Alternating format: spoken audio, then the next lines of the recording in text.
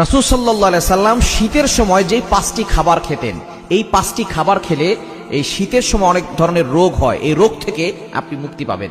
নবীজি সাল্লাল্লাহু আলাইহি সাল্লাম 1500 বছর আগে আমাদেরকে জানিয়ে দিয়েছেন কোন খাবারটা খেলে আপনি সুস্থ থাকতে পারবেন। এই শীতের মৌসুমে বর্তমানে কিন্তু অনেক বেশি শীত পড়ছে, শীত অনেক বেশি পড়তেছে ইদানিং। এই শীতের সময় বড় ধরনের রোগ থেকে বাঁচার জন্য নবীজি সাল্লাল্লাহু আলাইহি সাল্লামের শীতের সময় যে খাবারগুলো খেতেন, এই 5টি খাবার আমরা খাওয়ার চেষ্টা করবো। নাম্বার 1, 1 নাম্বার হচ্ছে মধু।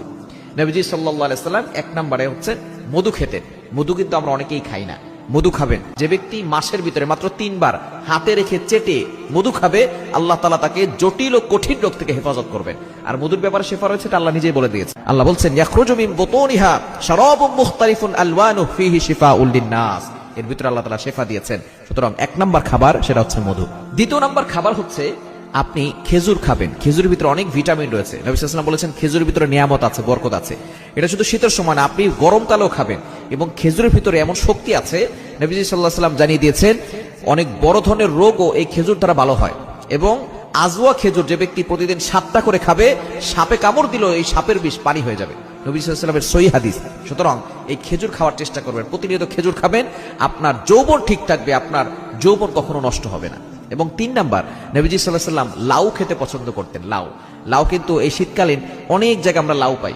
নবী সাল্লাল্লাহু আলাইহি ওয়াসাল্লাম যদি কোথাও দাওয়াত খেতে যেতেন, তো যে সেখানে যদি লাউ দেওয়া হতো, রাসূল সাল্লাল্লাহু আলাইহি ওয়াসাল্লাম খুঁটে খুঁটে লাউ খেতেন। হযরত আব্দুল্লাহ ইবনে আব্বাস রাদিয়াল্লাহু তাআলা আনহু তিনি বলেন, আনাস রাদিয়াল্লাহু তাআলা আনহু তিনি বলেন যে আমি লাউ খেতে পছন্দ করতাম না, কিন্তু নবী সাল্লাল্লাহু আলাইহি ওয়াসাল্লামের এই লাউ খাওয়া দেখে আমি লাউ খাওয়া এত বেশি পছন্দ করা শুরু করেছি, আমার বাসায় যখনই তরকারি রান্না করা হয় তখনই সেই তরকারির সাথে আমি লাউ দেওয়ার চেষ্টা করি এবং লাউ খাওয়ার চেষ্টা করি।